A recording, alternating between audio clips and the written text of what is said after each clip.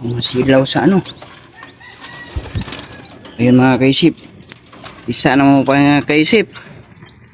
So good job mga kaisip. 3 po yung napisa niya.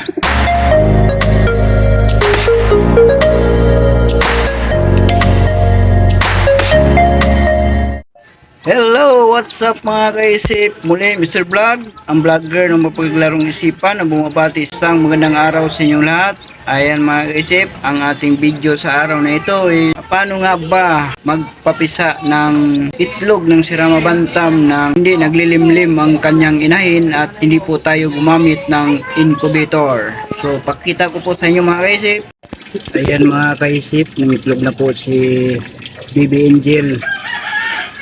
So palitan po natin yan mga kaisip ng itlog ng sirama bantam.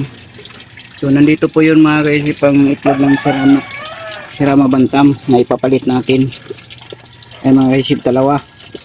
So itong isa mga kaisip, di ko lang alam kung may similya ito kasi pagdating ko galing ng province, ang itlog na po siya mga kaisip na hindi na lahian siguro sa pagkain. So itong isa na kulay brown siguro may similya na to kasi napalahian ko na siya.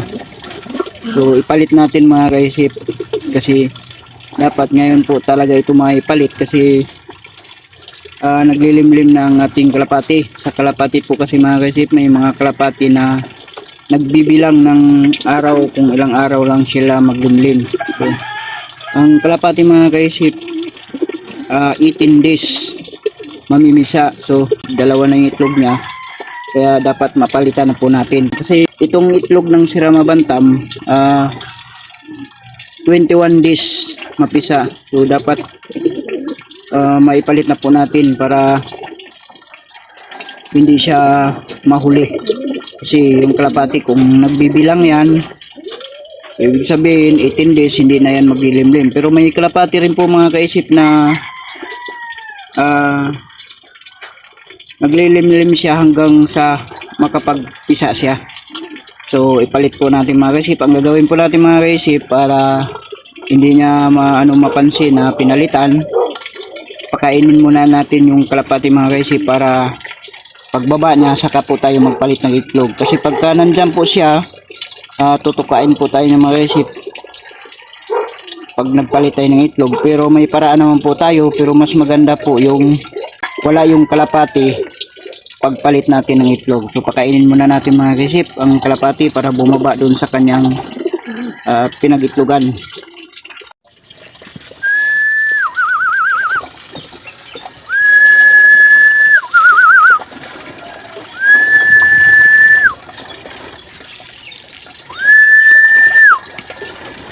Yung mga kaisip parang busog pa sila dahil may natira pa silang pagkain. Yung nagpakawala po kasi akong kalapati mga kaisip kahapon, so hindi pumasok yung isa dito sa kulungan kaya may natirang pagkain. Yung kaparte siguro niya yan kasi bilang ko lang po yung pagpakain nito eh. So 6 po sila dito sa kulungan na to, so 3 taka lang po yung binibigay kong pagkain. Ayun po, hindi po bumaba si Baby Angel. Ayan. So kahit hindi na po bumababa mga kaisip, pwede na po nating ipalit ito. Kasi kailangan po talaga nating ipalit ito ngayong araw na to para hindi mahuli. So ang gagawin po natin mga kaisip, kukunin muna natin yung itlog niya. Angel. Oh, na yun mga kaisip ko nagagalit. Ayun yung itlog niya mga kaisip, dalawa. So kukunin po natin mga kaisip yung itlog niya. Ayan, nakuha na po natin.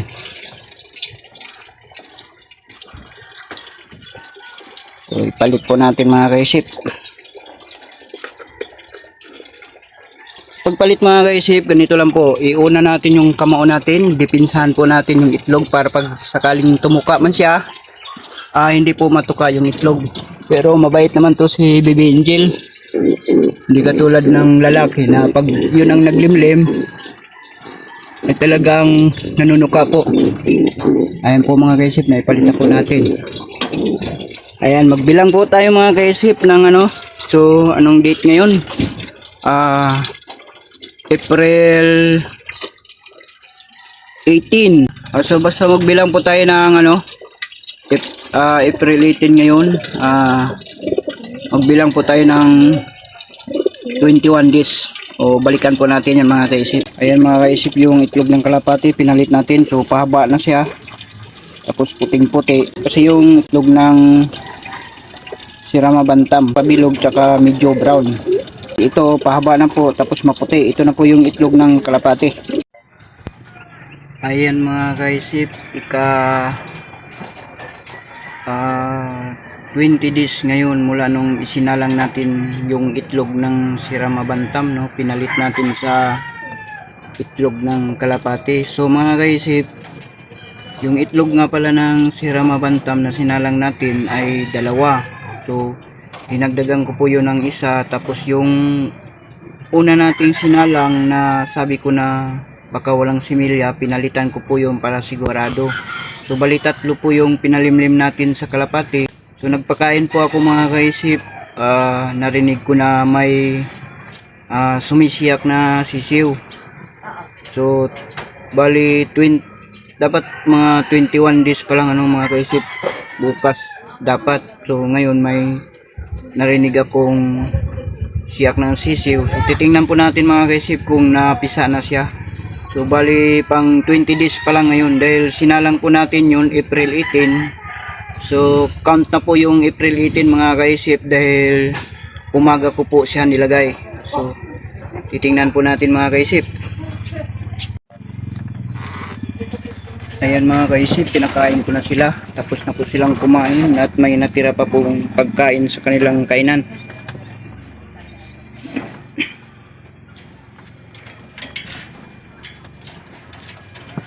Ayan.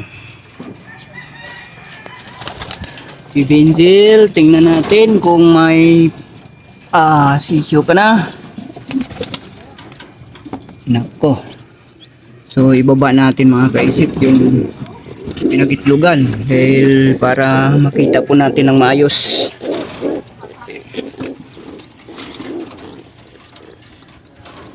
Masilaw sa Ayun mga kaisip. Isa na mo pa mga kaisip. So good job mga kaisip. Tatlo po yung napisa niya. Ayan. So ito mga kaisip, hindi muna natin siya ihiwalay sa kalapati kasi medyo mahina po yung mga sisiw. Kailangan pa yan na masukuban ng kalapati. Kukunin po natin yan dito mga kaisip kapag 2 weeks siya na kasama yung kalapati. Yung na magkaroon na siya ng balahibo talaga na kaya na niyang suportahan yung sarili niya sa lamig. Nagano na si Baby Angel. So tanggalin na po natin yung mga balat niya mga kaisip para malimliman po siya ng maayos, hindi na masugatan yung ating mga sisiw ng Sirama Bantam. Ayan mga kaisip po. Ito yung ebidensya na pinisa sila. Lagay po natin to sa halaman mga kaisip. So ngayon mga kaisip, dahil paalis po kasi po ako, maglalako po ako. So iiwan ko muna siya ng ganyan. Pagbalik ko po mamaya, so ililipat ko po siya ng lalagyan. Alisin na po natin sila dito para mailagay natin sila sa isang lagayan, yung basket ng prutas na maliliit ang butas para hindi po sila mahulog dito sa aking kulungan kung sakaling lumakas-lakas na po sila mga kaisip. So mga kaisip, sa kalapati natin sila paturuan kung paano tumuka, uminom. So ang ipapakain po natin dito sa kalapati mga kaisip is chick booster para pag gumaya yung sisiw, kayang-kaya po nila tukain yung pagkain. Ayan mga kaisip, May 11 ngayon. So nung isang araw may pinisa po si Baby Angel ng itlog ng Sirama Bantam. 3 po yung pinalimliman natin sa kanya. So napisa po yun lahat mga kaisip. Ngayon nagpisa naman po yung ibang itlog ng Sirama Bantam na sinalang po natin sa ibang kalapati. Yan mga kaisip, dito na misa si Baby Angel. So nilagyan ko po ng tray dito mga kaisip. Kaya lang inalis ko rin po dahil naisip ko po na may mga kasama si Baby Angel dito na ibang kalapati. Baka po tukain yung mga sisiw. Sayang naman kung mamatay po. Kaya naisip ko po na ilipat po siya dito sa breeding area. Kasi doon ang itlog yan si Baby Angel sa loob. So nilipat ko po sila dito mga kaisip. Ang problema naman po, dahil si Baby Angel hindi po siya sanay dito na kasi doon nga po siya nasanay na doon siya nagitlog. So nung paglipat ko po rito mga kaisip para magiging safety yung mga sisiw, so nagwawala-wala po si Baby Angel tsaka itong lalaki dahil nga sanay sila doon sa pinagitlogan nila. So nung napakapakan po mga kaisip yung mga sisiw, sabi ko baka mamatay lang, tinanggal ko na po yung mga sisiw mga kaisip. So nandoon sa baba ngayon. So ito mga kaisip, pakita ko lang sa inyo itong si Blue Bar at ang kanyang partner na si Oreo.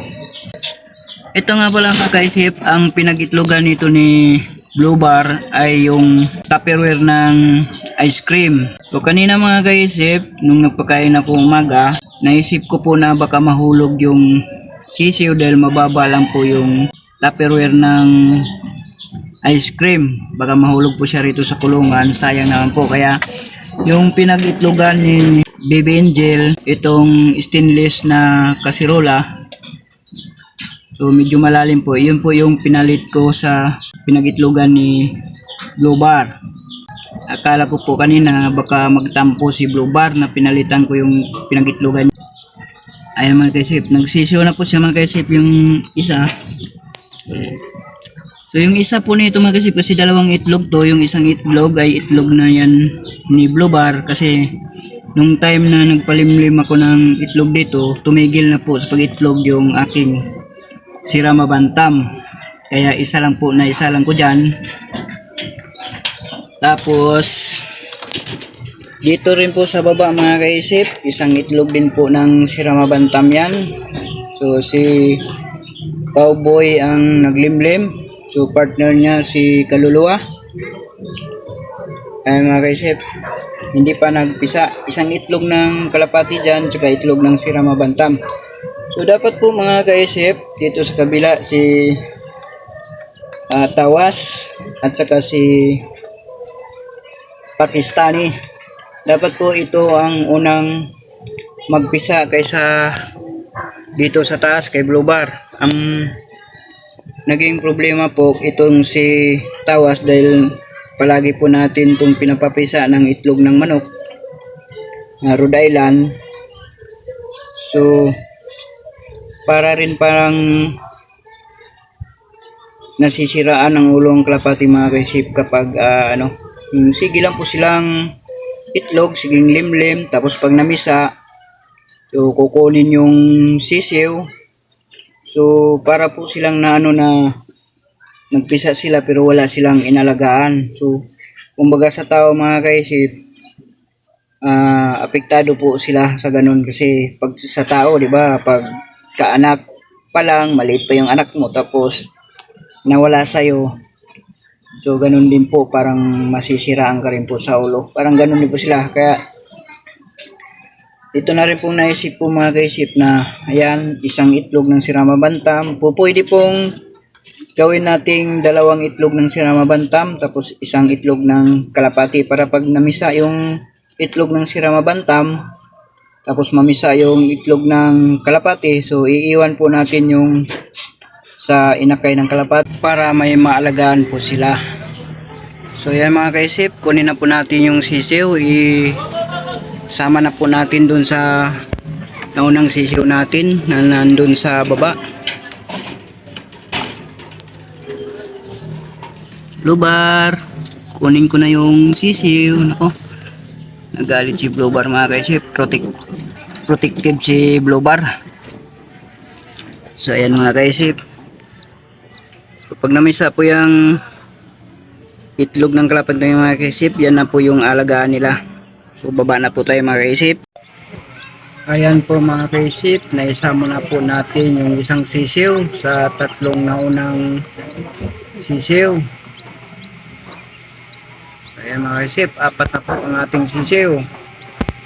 So yun lang mga kaisip, marami pong salamat sa inyong panonood at sa inyong walang sawang pagsuporta. Kung nagustuhan nyo po ang video ito at kung may natutunan po kayo, huwag nyo pong kalimutang mag-like, mag-subscribe at mag-comment na rin po, i-share nyo na rin po para may matutunan din yung iba kung paano po tayo nagpapapisa ng ating mga siramabantam na itlog nang hindi naglilimlim yung inahin at hindi tayo gumamit ng incubator. So, yun lang po mga kaisip, maraming pong salamat. Ingat po kayo palagi and God bless. Bye-bye! Hello, what's up mga kaisip? Paki-follow, like, share, and subscribe naman ng aking Facebook page and YouTube channel na Mapaglarong Isipan. Maraming salamat po and God bless.